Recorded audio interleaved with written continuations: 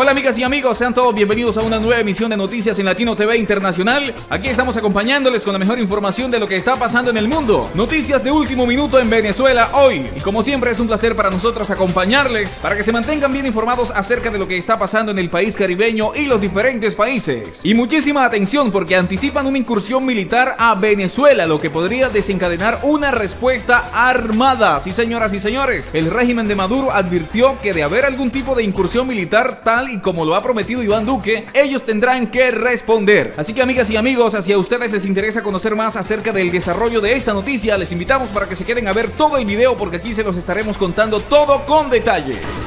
Somos Latino TV Internacional.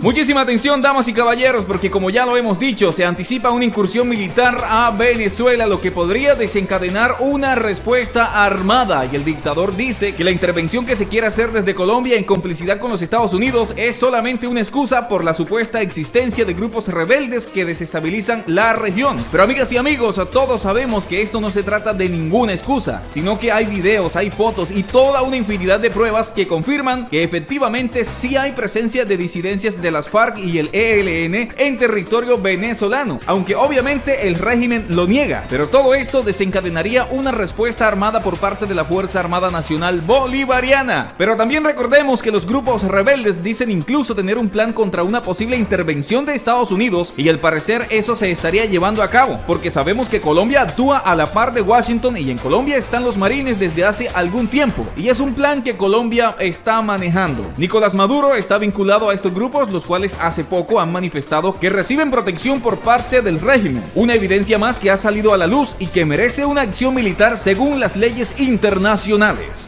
¿Quién manda acá? Gobierno. El día que a usted le digan una circular, Maduro habla todos los días, la guerrilla que se vaya de Venezuela, no va.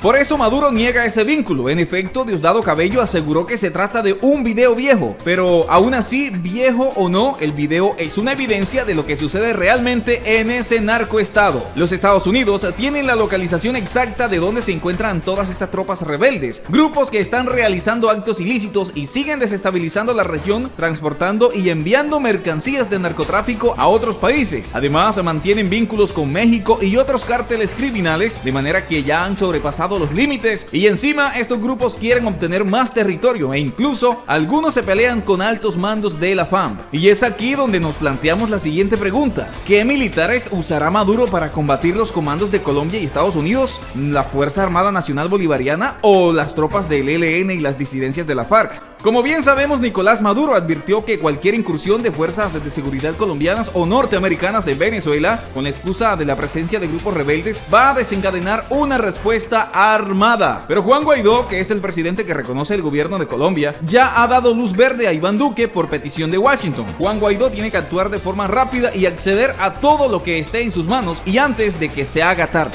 Estados Unidos apoyará a Colombia y entonces veremos el inicio de un conflicto armado. Pero para eso Juan Guaidó debe dar su firma a Iván Duque para permitir la entrada de estos comandos respaldados por Washington. Así que nosotros estaremos al tanto de lo que siga sucediendo para mantenerlos bien informados. Y vamos a continuar con más información de lo que está pasando en el mundo. En este momento nos trasladamos al país norteamericano. Noticias de último minuto de los Estados Unidos hoy. Y muchísima atención porque vamos a estar haciendo un breve resumen de lo que ha sido el gobierno de Joe Biden en sus primeros días. Mucha atención a esto porque el presidente Joe Biden asumió el poder en medio de una grave crisis de salud, un galopante desempleo y una sociedad altamente polarizada. Al cumplir su primer mes en la Casa Blanca, Biden busca demostrar que su presidencia será un volantazo tanto en estilo como en sustancia. Desde el primer día, Biden ha hecho un llamado al bipartidismo y ha adoptado medidas para borrar el legado de su antecesor, el ahora expresidente Donald Trump. La tradición en los medios es medir la eficacia de un nuevo presidente en sus primeros 100 días en el poder, en parte porque cada mandatario demócrata o republicano suele enumerar promesas para durante ese periodo. Biden recientemente cumple un mes en la Casa Blanca, con una tasa de aprobación del 50% del público en general, pero con una desaprobación republicana del 80% según una encuesta de la Universidad Universidad Quinnipiac. Durante la contienda electoral, Biden prometió trabajar para la unidad nacional, expoliar la actividad económica y hacer avances en la lucha contra el coronavirus, entre otros puntos de su plan de gobierno.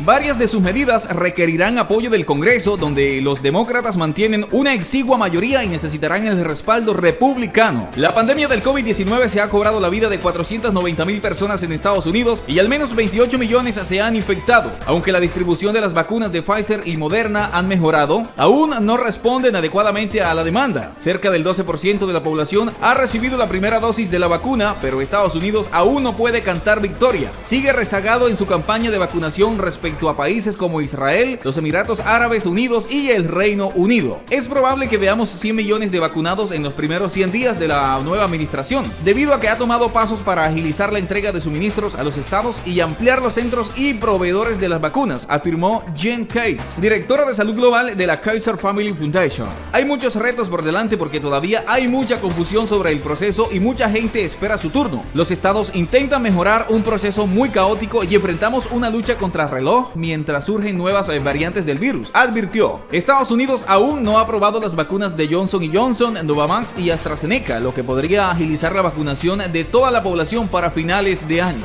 En el área de economía, el mercado laboral sigue estancado y aunque la tasa de desempleo bajó el 6,7% a 6,3% el mes pasado, ese leve descenso, según economistas, se debe a que muchos han dejado de buscar empleo. El reto inmediato de Biden es que el Congreso apruebe un plan de estímulo de 1.9 billones de dólares que incluirá cheques directos por $1,400 y un aumento de $400 en fondos federales para los desempleados. La reapertura de los negocios y eventual recuperación económica no podrá ocurrir sin un avance sustancial en la campaña de vacunación contra el COVID-19. Por otra parte, Biden también promueve un aumento del salario mínimo federal de $7,5 la hora a $15 la hora para el 2025, pero no está claro si el Congreso lo aprobará. En el área de inmigración, Biden emitió numerosas órdenes ejecutivas para revertir la política migratoria de la administración Trump, incluyendo el freno de la construcción del muro fronterizo, una moratoria a las deportaciones, la reorganización de prioridades de deportación y la eliminación de los acuerdos de cooperación que Estados Unidos suscribió en 2019 con Guatemala, El Salvador y Honduras. También ha comenzado el procesamiento de alrededor de 25,000 personas con casos de asilos pendientes y que fueron devueltas bajo el programa Quédate en México, por sus siglas en inglés conocido como MPP, a ese país a esperar allí su cita en los tribunales. Además de desmantelar el MPP, Biden creó un grupo de trabajo para facilitar la reunificación de familias separadas en la frontera como parte de la política de tolerancia cero que impuso brevemente la administración Trump en 2018. Su gran reto será que el Congreso apruebe su proyecto de ley de la reforma que permitiría la legalización de toda la población indocumentada. La primera semana de la administración Biden han sido un repudio de todo lo que significó la administración Trump en el campo migratorio. Trump usó el tema de sembrar la división y el miedo, mientras que Biden quiere unir al país en torno a valores compartidos, dijo Tom Jowitz, vicepresidente de política migratoria de Centro para el Progreso estadounidense. La agencia económica de Biden debe reconocer los sacrificios y contribuciones de los millones de trabajadores esenciales indocumentados y sus familias que han mantenido en marcha al país. Y eso comienza por su legalización y la de los Dreamers y tepecianos para asegurar que la recuperación económica sea audaz, resiliente y equitativa, agregó. En materia de política exterior, Biden prometió un mejor acercamiento a sus aliados y respuestas multilaterales a retos comunes, el respeto a los tratados internacionales, la promoción de los derechos humanos y la rendición de cuentas de regímenes autoritarios.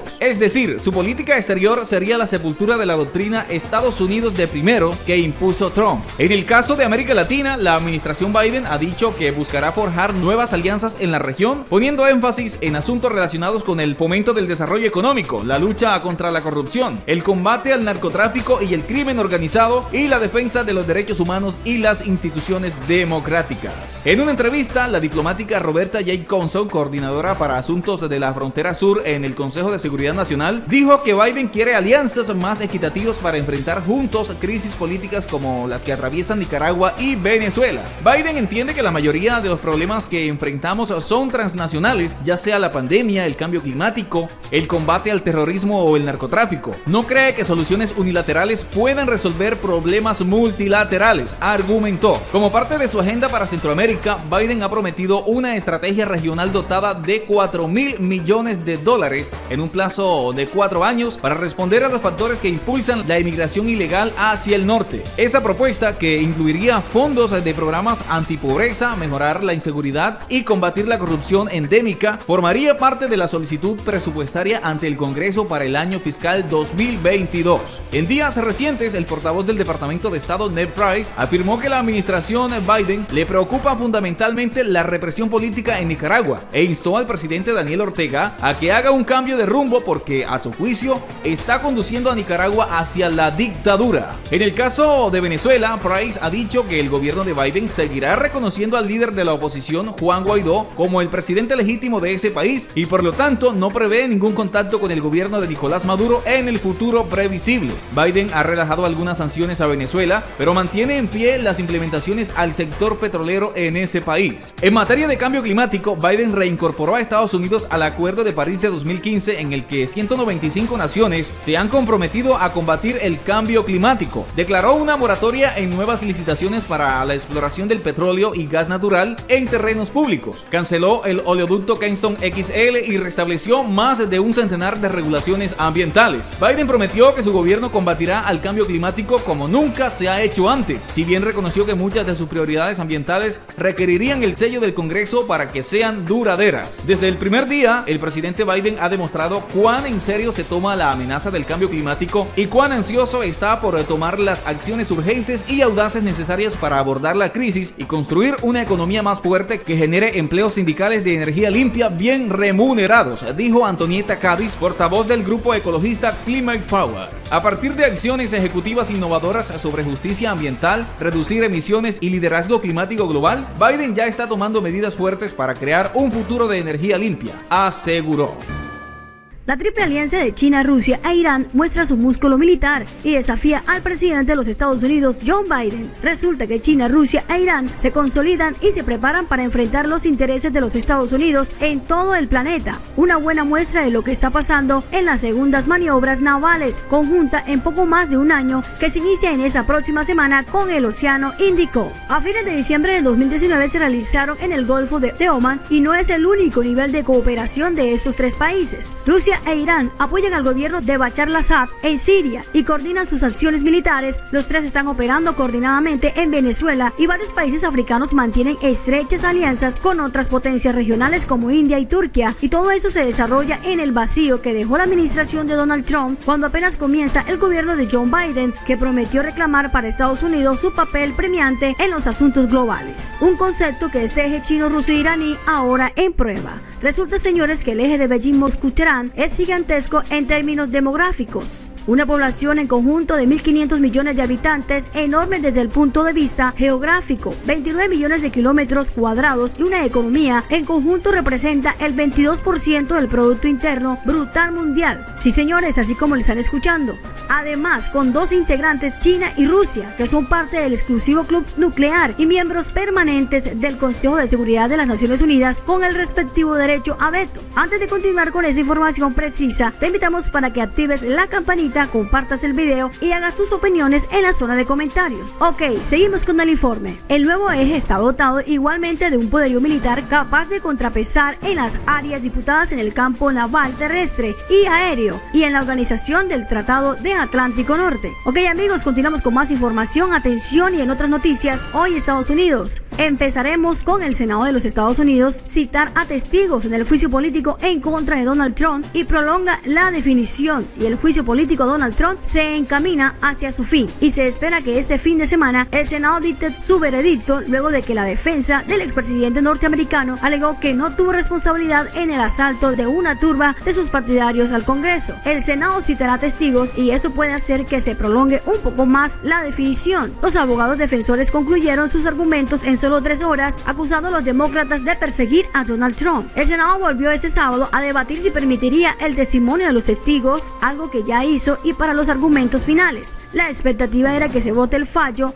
el mismo día, pero eso podría resolverse esta semana. Sin embargo, al confirmarse la presentación de testigos, y esto haría que se prolongue la discusión, hasta ahora todo indica que los demócratas no logran el apoyo de un número suficiente de senadores republicanos para una condena. En sus argumentos de la semana pasada, el abogado defensor Michael Van Der Been calificó la acusación como inconstitucional y de acto de venganza política del Senado. Debe votar pronto y definitivamente para para rechazar. La Cámara de Representantes de mayoría demócrata imputó a Donald Trump el cargo de incitación a la insurrección en el asalto de sus partidarios al Capitolio ocurrido una semana antes. Atención, porque el patriota está listo para seguir adelante y reconstruir el Partido Republicano, dijo el senador Graham, quien criticó al líder de la minoría del Senado, Mitch McConnell, por hablar en contra del presidente patriota después de haber votado para absolver al patriota en su caso político. Pero veamos el informe de qué se trata. Continuamos con la noticia hoy de Estados Unidos. A pesar de votar a favor del patriota, Mitch McConnell, republicano por Kentucky, culpó al expresidente por los disturbios del 6 de enero. Graham dijo que eso se usará en contra de los republicanos mientras intentan retomar el control del Congreso de 2022. Ok, mis amigos, creo que el discurso del senador McConnell obviamente se descargó de su pecho, dijo Graham. Ese discurso lo verá en las campañas de 2022. Graham dijo que a los candidatos republicanos que se postulan en estados como Arizona y Georgia, que podrían ser clave en los esfuerzos republicanos por recuperar el Senado, se les preguntará sobre el discurso de McConnell. Asimismo, dijo que se les preguntará a los candidatos titulares si apoyarán a McConnell en el futuro. Por otra parte, McConnell dijo que el patriota cometió una negligencia en el cumplimiento del deber por sus acciones ante los hechos del 6 de enero y que fue práctica y normalmente responsable de provocar los eventos de ese día. Graham dijo que si bien que el patriota había promovido narrativas sobre los comicios que creo que no son sólidas ni verdaderas, ¿no cree que las palabras del presidente incitaron a esos hechos? Mirando el partido en su conjunto, Graham dijo que el discurso de McConnell es un caso atípico cuando se trata de los sentimientos del Partido Republicano sobre el segundo. Graham dijo que ha hablado con el patriota desde el caso y aunque el expresidente está molesto con algunos miembros de su partido, está emocionado por el 2022 y busca ayudar a reconstruir el Partido Republicano en los comicios de mitad de periodo del próximo año. El senador también dijo que cree que el caso político sentó un precedente riesgoso. Por otro lado, también dice que no sabe cómo Kamala Harris no es culpada si los republicanos se apoderan de la Cámara, porque en realidad rescató a los incitadores y uno de ellos volvió a las calles y cometió actos en contra de la ley, dijo Graham. Así que hemos abierto la caja de Pandora. Aquí estoy triste por el país. Ok, mis amigos, te invitamos para que te suscribas a nuestro canal, activa la campanita y compartas el video. Seguimos con la información del día de hoy. En junio, Harris y otros demócratas instalaron a la gente a contribuir al Minnesota Freedom Fund, que pagaba la finanza a las personas detenidas durante las protestas de George Floyd. De otro lado, los senadores republicanos que votaron en contra del expresidente patriota en el caso político del Senado por el cargo de incitación ya están enfrentando reacciones negativas en sus estados de origen. Los senadores Richard Burr de California, Bill Cassidy de Luisiana, Susan Collins de Maine, Lisa Murkowski de Alaska, Mitch McConnell de Utah, Minnie Say de Nebraska y Pat O'Malley de Pensilvania. Resulta que el Partido Republicano de Luisiana dijo que votó únicamente para reprobar a Cassidy. Debido a su voto, ese proceso de caso político posterior a la presidencia fue una sustracción inconstitucional de tiempo y de energía que no hizo absolutamente nada para unificar o ayudar al pueblo de Estados Unidos, dijo el presidente de PAGOT, Lawrence Tawas. Por otra parte, en un comunicado comparto la decepción de muchos de nuestros líderes de base y por el voto de hoy del senador. Tuve el voto para la absolución, fue el resultado constitucional correcto. Si bien se espera el voto de algunos de otros senadores republicanos, el de Burr fue una sorpresa, al igual que tuve. También ha dicho que no buscará la reelección de 2022. Los republicanos de Carolina del Norte enviaron al senador de los Estados Unidos para defender la Constitución y su voto de hoy para culpar en un caso que declaró inconstitucional es impactante y decepcionante, dijo el presidente en un comunicado. Se han enfrentado críticas previas de republicanos en su estado natal debido a las críticas contra el patriota. Grupos republicanos en menos de 3 condados de Nebraska han votado a favor de reprobar a 6, informó un medio. Se espera que el Comité Central Republicano del estado considera al menos 8 resoluciones separadas para aprobarla cuando se reúna el próximo mes. Los abogados que representaron al expresidente patriota en su segundo juicio político celebraron su absolución declarando la victoria. Lo hemos dejado de golpe en la alfombra y hemos ganado. Ya no hay que forcejear, hemos ganado. Michael Bander, un abogado de Filadelfia que toma parte del equipo legal patriota. Este fue un periodo difícil para nuestro país. El señor Vandenberg y los demás miembros del equipo estamos extraordinariamente satisfechos de que el Senado de Estados Unidos haya decidido, como lo hizo, proteger nuestra Constitución, nuestro modo de vida y no seguir el camino de interminables impugnaciones, dijo Bruce Castor, otro abogado. Por otro lado, se habían reunido después de que el Senado absolviera al patriota de un cargo de incitación a la resurrección, aunque la mayoría de 57 votos a favor de la culpa de votación no alcanzó la supermayoría requerida para el tal caso. Cuando le preguntaron qué pensaba sobre el hecho de no haber logrado convencer a 7 republicanos, Gastor dijo: una victoria es una victoria, la carga de la prueba recaía sobre ellos y no cumplieron con su carga de la prueba, dijo, refiriéndose a los encargados del impeachment de la Cámara de los 43 senadores que votaron para no culpar al patriota. Están diciendo que ninguna clase de hechos habría supuesto algo nuevo para ellos, porque no pensaron que el presidente estaba sujeto a la jurisdicción del Senado, agregó el representante Jaime Raskin, el principal encargado del caso político. Si bien algunos republicanos se encontraron únicamente en la idea de que el proceso era inconstitucional, para explicar el sentido de su voto a favor de la absolución. Otros dijeron que las acciones y las palabras del patriota no alcanzaban al nivel de incitación. La Cámara de Representantes solo presentó un cargo ante el Senado. Incitación, dijo el senador Ted Cruz en un comunicado. El patriota utilizó un lenguaje exaltado, pero no incitó a nadie a cometer actos de violencia. Al estándar legal para incitación es muy alto y está claro que los resultados de esta votación, que los encargados de la Cámara no representaron un estándar coherente para la incitación. El senador Dan Sullivan, republicano de Alaska, dijo: los encargados de la Cámara no proporcionan al expresidente las garantías procesales, y argumentaron que no se requería ninguna y solayaron la defensa de su discurso protegido por la primera enmienda al patriota. Pronunció un discurso el 6 de enero mientras comenzaban los hechos del 6 de enero en unos 3 kilómetros de distancia. El patriota utilizó las palabras "luchen sin descanso", mientras que decía a sus partidarios que fueran a ese lugar pacífica y patrióticamente. Por otro lado, los demócratas afirmaron que el patriota utilizó esas palabras para incitar a sus partidarios a cometer actos en contra de la ley. Trump, en un comunicado tras ser absuelto, agradeció a los miembros del Congreso que defendieron con orgullo la Constitución que todos veneramos y los sagrados principios legales que están en el corazón de nuestro país. Y arrancamos contándoles que Nicolás Maduro se sentará en el banquillo de los acusados en La Haya luego de supuestos sobornos a la antigua fiscal de la Corte Penal Internacional por parte del régimen. Y todo esto se da debido a que ahora ha llegado un nuevo fiscal llamado Karim Khan de Inglaterra, lo cual tiene muy preocupado a todo el régimen madurista. Así que si les interesa conocer más acerca de esta noticia, les invitamos para que se queden a ver todo el video, porque aquí se los vamos a contar todo detalladamente. Comenzamos con las noticias más importantes del día. Mucha atención, señoras y señores, porque ese podría ser el final del régimen dictador de Nicolás Maduro. Recordemos que el Congreso de los Estados Unidos, a través de algunos senadores, hicieron una investigación en donde se dieron cuenta que Maduro estaba vinculado con la fiscal encargada casualmente de los cargos que se le atribuían a este dictador. Y después de tantas vueltas, ahora hay un nuevo fiscal. Y recordemos que se había anticipado que el reemplazo de la fiscal podría dar un giro inmediato al caso de Venezuela. Se había hablado que apenas se reemplazara a esa fiscal de la Corte Penal Internacional, se podrían ver los cambios de inmediato, y eso es justo lo que está sucediendo. Se disponen a llamar a Nicolás Maduro. Y es que hay que tener en cuenta que cuando hablamos de la Corte Penal Internacional, hablamos también de los cascos azules, hablamos de la ONU y de la presión de Estados Unidos a través de la Comisión de los Derechos Humanos para que se activen todas las acusaciones y se logre una detención a Maduro, por lo que él y sus cómplices están muy preocupados. Se dice que tratarán de pasar una especie de revisión, la cual haría el nuevo fiscal, pero con tantas denuncias solo queda enviar una acusación formal para que Maduro y sus secuaces se defiendan de las acusaciones y vayan a juicio. Parece que no podrán evitar lo inevitable, señoras y señores. Maduro y sus cómplices van a tener que pasar algunas noches en La Haya y quizás allá serán detenidos, ya sea por voluntad propia o por la fuerza. A Maduro se le acaba el juego con la fiscal saliente, aunque quedarían algunas semanas más para que ella intente excluirse de posibles responsabilidades y rastros de algún tipo de soborno, y bueno,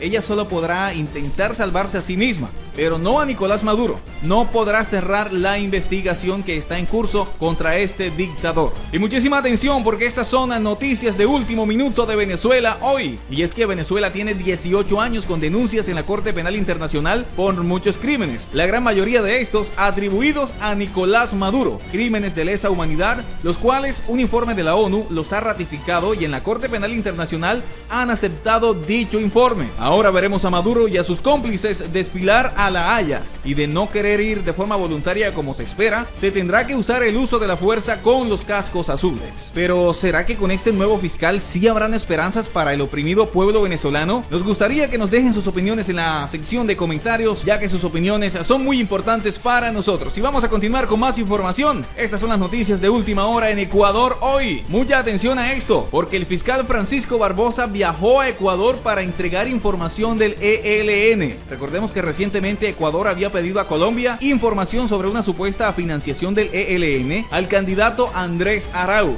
Sí, señoras y señores, como lo acaban de escuchar, el fiscal general de la Nación Francisco Barbosa viajó a Ecuador para entregar a esas autoridades la información encontrada en los computadores del extinto jefe del ELN en el Chocó, Andrés Felipe Vanegas Londoño, alias Uriel, y que podría estar relacionada con una supuesta financiación irregular a las campañas presidenciales de ese país. Muchísimas gracias a la Fiscalía General de Colombia por haber aceptado la petición de información que el día de hoy nos ha entregado. Este ejercicio es muy importante en la lucha contra la criminalidad. Estamos juntos y así la vamos a combatir. Gracias, señor fiscal. Muchas gracias, señora Fiscal General de la Nación aquí en el Ecuador, doctora Diana. Para nosotros como Fiscalía General de la Nación de Colombia es muy importante estos ejercicios de cooperación judicial. Tras solicitud oficial recibida por parte de Fiscalía de Ecuador el pasado 4 de febrero, fiscal Francisco Barbosa viajó hoy al vecino país para entregar con cadena de custodia información encontrada en los archivos de Andrés Felipe Vanegas Londoño, alias Uriel. Así lo confirmó la Fiscalía General de la Nación. Este desplazamiento a territorio ecuatoriano se produjo luego de que la Fiscalía General de Ecuador realizara una solicitud formal a las autoridades de Colombia con el fin de que suministren toda la información que puedan tener en torno a una supuesta financiación por parte de la guerrilla del ELN al candidato presidencial de ese país, Andrés David Arauz Galarza. Hoy hemos afianzado una tarea conjunta que no solamente se limita a este proceso específico, a este caso específico de la información que se había solicitado y que se entregó el día de hoy, elementos materiales probatorios y evidencia física, sino también en todo lo relativo a fenómenos criminales que atañen a los dos países, donde hoy estamos trabajando juntos como rama judicial del poder público en el ámbito de nuestra labor que desempeñamos en cada uno de los países. El candidato Andrés Arauz ganó la primera vuelta como candidato del ex jefe de Estado Rafael Correa y pasó a una segunda vuelta en su carrera por la presidencia de Ecuador. Asimismo, está por definirse quién disputará con Arauz la segunda vuelta del próximo 11 de abril. Entre estos candidatos aparecen Guillermo Lasso por la derecha y Yacu Pérez indígena de izquierda. Dentro de la documentación y demás elementos que serán entregados a las autoridades ecuatorianas, se encuentra el capítulo relacionado con ese país que estaría contenido en los archivos denominados Uriel, que reposan en los computadores decomisados al extinto jefe guerrillero. La información que ha trascendido en torno a este caso se refiere a un supuesto aporte de $80,000 por parte del ELN para la campaña presidencial del candidato Arauz.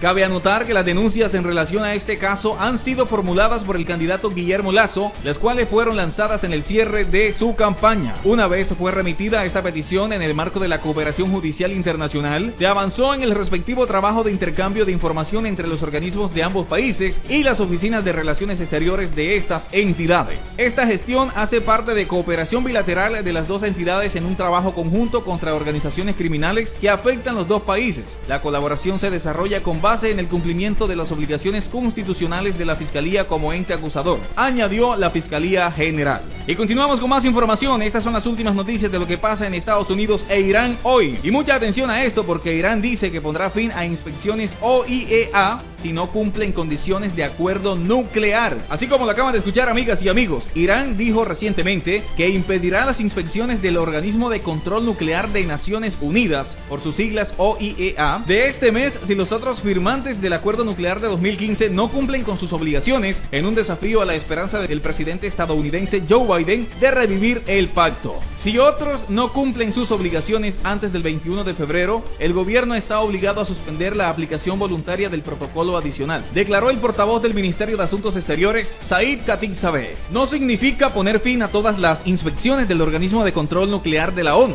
Todos estos pasos son reversibles si la otra parte cumple con sus obligaciones, ha dicho. El gobierno de Biden quiere que Estados Unidos vuelva al acuerdo nuclear que el expresidente Donald Trump abandonó en 2018. En virtud del pacto, Irán accedió a frenar su programa nuclear a cambio del levantamiento de las sanciones. Después de que Trump renunciara al acuerdo y volviera a imponer sanciones, Irán comenzó a violar algunos límites del pacto. Washington y Teherán discrepan ahora sobre la mejor manera de restablecer el acuerdo y ambas partes exigen que la otra actúe primero para volver a cumplir con los términos. El acuerdo nuclear concedía un amplio acceso al Organismo Internacional de Energía Atómica para recabar información sobre las actividades nucleares de Irán, pero según una ley promulgada el año pasado, el gobierno de Teherán está obligado a revocar ese acceso en febrero si otras partes no cumplen el pacto. Irán lleva mucho tiempo negando que busque desarrollar armamento nuclear. Y continuamos con más información de Estados Unidos e Irán hoy. Les contamos también que Irán critica que Biden sigue en la misma dirección equivocada que Trump en sus políticas hacia Teherán. Sí, señores, el gobierno de Irán ha criticado recientemente que el presidente de Estados Unidos, Joe Biden, sigue en la misma dirección equivocada de su predecesor Donald Trump en sus relaciones con el país y ya ha recalcado que Teherán se retirará el 21 de febrero de un protocolo del Tratado de No Proliferación Nuclear si Washington no vuelve al acuerdo nuclear de 2015 y retira las sanciones. Han dicho, desafortunadamente Estados Unidos sigue avanzando en la misma dirección equivocada que la administración previa y lo que está pasando hoy no es diferente que lo que pasaba antes del 20 de enero, ha señalado el portavoz del Ministerio de Exteriores iraní, Said Khatibzadeh. La misma llamada máxima presión y las violaciones de los derechos del pueblo iraní continúan a día de hoy, ha manifestado antes de incidir en que Estados Unidos no es distinto que el de la era de Trump en términos de sanciones, según ha informado la agencia iraní de noticias. Así, ha puntualizado que esto puede ser una vergüenza para los que hicieron campaña distanciándose de las políticas arrogantes de la administración Trump y ha pedido a Washington una política de principios que incluya el retorno al multilateralismo y el cumplimiento de los compromisos. Khatibzadeh ha hecho hincapié en que en ese caso Irán responderá de forma apropiada a dichas políticas, como ya ha dicho de forma previa y pública, antes de agregar que Teherán se retirará del protocolo del Tratado de No Proliferación Nuclear si no hay un cambio, tal y como contempla una ley aprobada recientemente por el Parlamento del país asiático. Irán seguirá siendo miembro del acuerdo de salvaguarda del TNP, solo se retirará del protocolo adicional, ha detallado en rueda de prensa antes de insistir en que Teherán continuará su cooperación con la Agencia Internacional para la Energía Atómica. Todas estas medidas son reversibles, una vez que las otras partes se comprometan con sus obligaciones, ha subrayado Khatibzadeh, quien ha pedido además a los países europeos firmantes del acuerdo, Francia, Reino Unido y Alemania, que pongan fin a las tensiones y vuelvan a sus compromisos con el pacto de 2015. En este sentido, ha arguido que esta vía es mucho más sencilla que el camino actual que han optado los europeos. Deberían saber que el acuerdo nuclear está en una situación crítica y que estas tensiones no ayudan en nada, ha manifestado en respuesta a las recientes críticas de estos tres países a Teherán por su producción de metal de uranio. Por otra parte, Khatibzadeh ha vuelto a asegurar que la posición de Irán contra las armas nucleares no ha cambiado y ha añadido que la fatua, o sea, el edicto religioso del líder supremo iraní, el ayatolá Ali Khamenei, sobre la ilegalidad del uso de armas nucleares sigue en pie. Irán ha anunciado hasta la fecha la retirada de sus compromisos sobre varios de los puntos del acuerdo, lo que ha provocado el temor en el resto de firmantes de un posible colapso del pacto. Sin embargo, Teherán ha defendido en todo momento que estos pasos pueden revertirse si Estados Unidos retira las sanciones y vuelve al acuerdo. Así que, amigas y amigos, hasta aquí les acompañamos con la mejor información. Esperamos que les haya gustado el video. Si es así, no olviden darle like y compartirlo. Nos vemos en una próxima emisión de Noticias Internacionales.